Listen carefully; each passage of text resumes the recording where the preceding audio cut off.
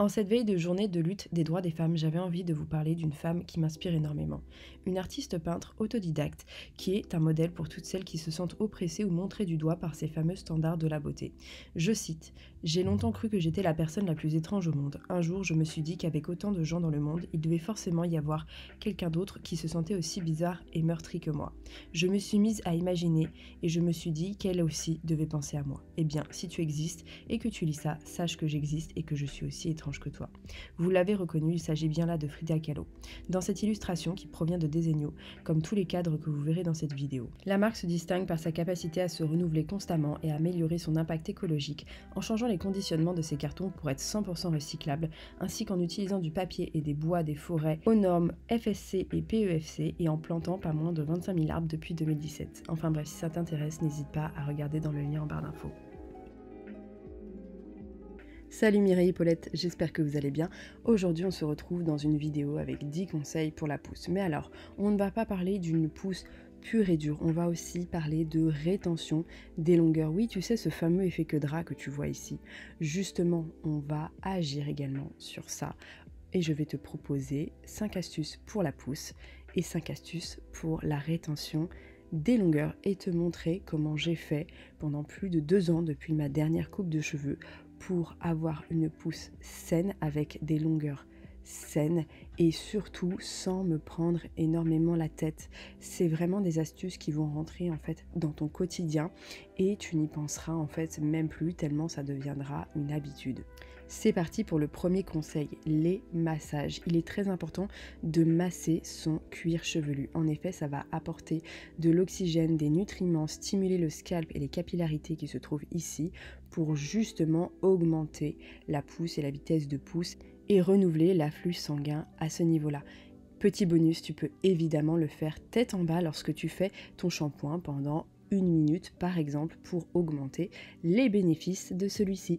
Et si tu as un ou une partenaire, n'hésite pas à lui demander un petit massage crânien de temps en temps, ça fait toujours beaucoup de bien. Seconde astuce, ça va être les bains d'huile.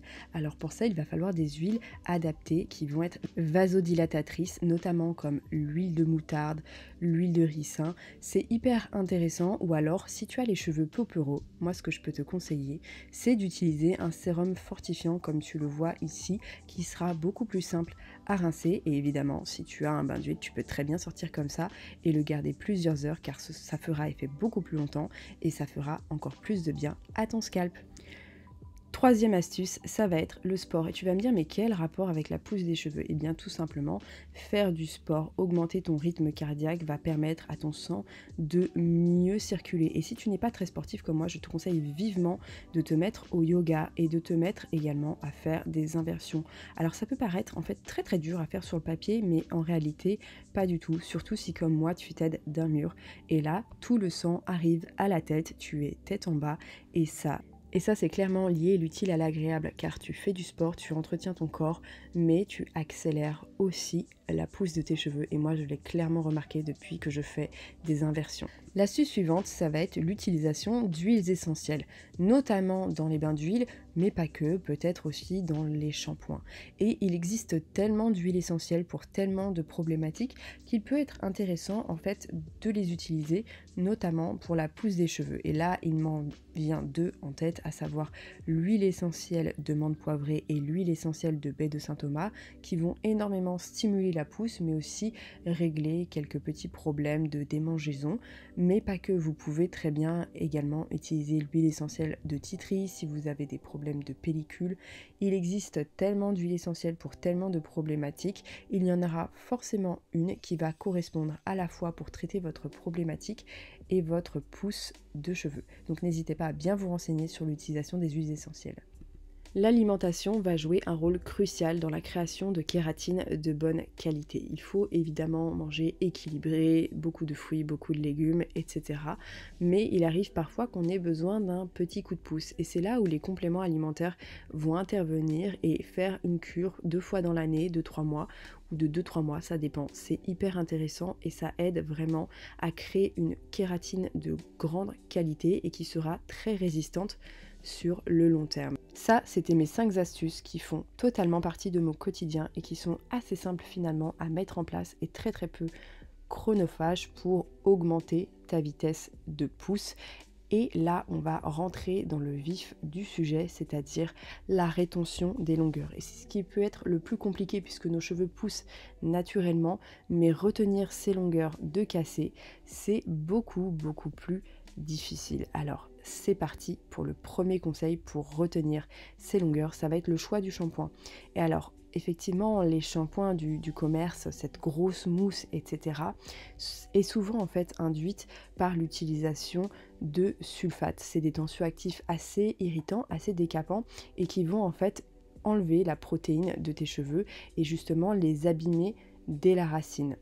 Et on peut être tenté de croire que les cosmétiques bio sont exempts de sulfate, surtout cette gamme qui me paraît absolument magnifique. Et on se dit en plus, bah voilà, c'est bio, c'est parfait, ça va prendre soin de mes cheveux. Mais je vous invite vivement à retourner surtout sur les shampoings et à vérifier qu'il n'y ait pas de sulfate. Et ça, c'est beaucoup plus difficile qu'on ne le pense, puisqu'en fait les sulfates sont un petit peu cachés partout et on se dit bah voilà c'est bio, il n'y a pas de sulfate, etc. Et lorsque vous allez scanner en fait votre produit, notamment avec Mireille App, vous allez vous rendre compte que dans ce shampoing là, il y a beau avoir écrit bio en gros, on est sur un ammonium lauryl et laureth sulfate. Et pour l'avoir testé, ça m'a vraiment décapé, mais décapé les cheveux et vraiment à bannir. Et parfois, on a de très bonnes surprises sur des références qui ne nous paraissent pas bio, naturelles, etc. mais qui contiennent aucun tensioactif irritant. Donc surtout pour une utilisation fréquente, évitez à tout prix les sulfates. Conseil suivant, ça va être les ustensiles. Alors vous savez, brosser ses cheveux à sec, c'est le moyen le plus fiable pour ne pas les casser. Toujours commencer du bas vers le haut et surtout de choisir des ustensiles kératine friendly, donc soit à base de kératine, poil de sanglier, pour les véganes avec des brosses en bois ou éventuellement des brosses en plastique. Et selon votre texture de cheveux, que vous ayez les cheveux lisses à crépus, certains ustensiles seront plus intéressants que d'autres. Je sais que beaucoup d'entre vous n'êtes pas fan du démêlage à sec, mais c'est la manière la plus douce de démêler ses cheveux, certes la plus longue, mais c'est celle qui sensibilise beaucoup moins le cheveu car un cheveu humide est un cheveu beaucoup plus fragile. Auquel cas, si jamais vous devez démêler vos cheveux lorsqu'ils sont mouillés, mettez toujours beaucoup d'après-shampoing ou de masque qui contient Aquat, justement pour aider à faire glisser la brosse sans trop sensibiliser votre fibre capillaire. Et il en va de même des chouchous. Des chouchous en satin ou en soie seront beaucoup mieux pour votre fibre capillaire que ce genre de chouchous qui en fait font des nœuds dans la boucle notamment et qui vont justement, lorsque vous allez vouloir les enlever, arracher vos cheveux. Donc c'est plutôt à éviter. Pour ma part, j'ai une nette préférence pour le peigne en corne et la brosse en poil de sanglier pour démêler mes cheveux à sec. Et pour ce qui est des ustensiles pour démêler sous la douche, puisque ce sont ces deux-là des ustensiles assez fragiles, je préfère utiliser soit ce peigne à plusieurs dents, soit une tangle teaser avec un manche. On en a parlé juste avant, je vous ai conseillé d'utiliser des quats, mais ce qui va être aussi important, c'est d'utiliser des protéines. Alors il en existe dans plusieurs références que je vous mettrai en barre d'infos, mais c'est ultra important. En fait, le quat va se mettre dans les brèches de votre fibre capillaire et ainsi la renforcer sur le long terme. Mais il existe aussi des protéines hydrolysées ou encore de la kératine, et notamment dans les masques Mademoiselle Bio, il y en a vraiment beaucoup, que ce soit dans le shampoing, dans la brume ou dans le masque, et les protéines en fait sont suffisamment petites, moléculairement parlant, pour se mettre au niveau des pointes, les solidifier sur le long terme et ainsi permettre une meilleure rétention des longueurs. Par exemple, ces deux-là sont mes favoris et dans ces deux-là, on a une quantité en fait de panthénol qui va vraiment permettre aux cheveux de retenir les longueurs sans casser, et ça vraiment sur le long terme. Et ça je m'en rends compte puisque je n'ai quasiment aucune casse lorsque je me brosse les cheveux à sec au-dessus de l'évier. J'ai des pertes de cheveux oui, mais je n'ai pas de cheveux cassés. Et il y a aussi les céramides qui sont très intéressants, notamment dans ce masque Tropical Bliss ou encore dans ce shampoing Les Secrets de Loli ou dans la Magic Twist par exemple pour les cheveux crépus. Et là on a toute une gamme de produits pour tout type de cheveux. Et qu'est-ce qui peut nous empêcher également de retenir nos longueurs? Ça va être les frictions et notamment la nuit lorsqu'on dort. En effet, lorsqu'on dort, on peut être amené à énormément bouger. On ne fait pas attention à ce qu'on fait la nuit et également la qualité des oreillers que vous allez utiliser joue. Le coton en fait va énormément causer de friction puisque c'est une matière en fait un petit peu plus rêche et un petit peu plus dure, par exemple que des oreillers en soie ou en satin qui sont beaucoup plus doux et qui vont justement, vos cheveux vont glisser dessus et justement éviter toutes ces frictions. Mais là encore, je ne vous conseille pas de dormir avec vos cheveux détachés, plutôt soit avec un petit bun, soit avec un turban. Et également, les coiffures protectrices lorsque vous devez faire des activités sportives sont absolument nécessaires pour éviter la friction, le tirage de cheveux ou encore les cheveux qui peuvent se coincer dans une machine. Et bien évidemment, si vous souhaitez, vous pouvez très bien opter pour des turbans qui sont vraiment sublimissimes ou encore partir sur des coiffures protectrices comme un chignon pas trop serré, des nattes ou des tresses. Maintenant, on va parler d'un sujet un petit peu plus touchy, à savoir l'utilisation de la chaleur sur nos cheveux. Alors, vous savez que les plaques, notamment passées à des températures avoisinant les 180 degrés, créent énormément de dommages sur la fibre capillaire, la sensibilisant énormément aux longueurs.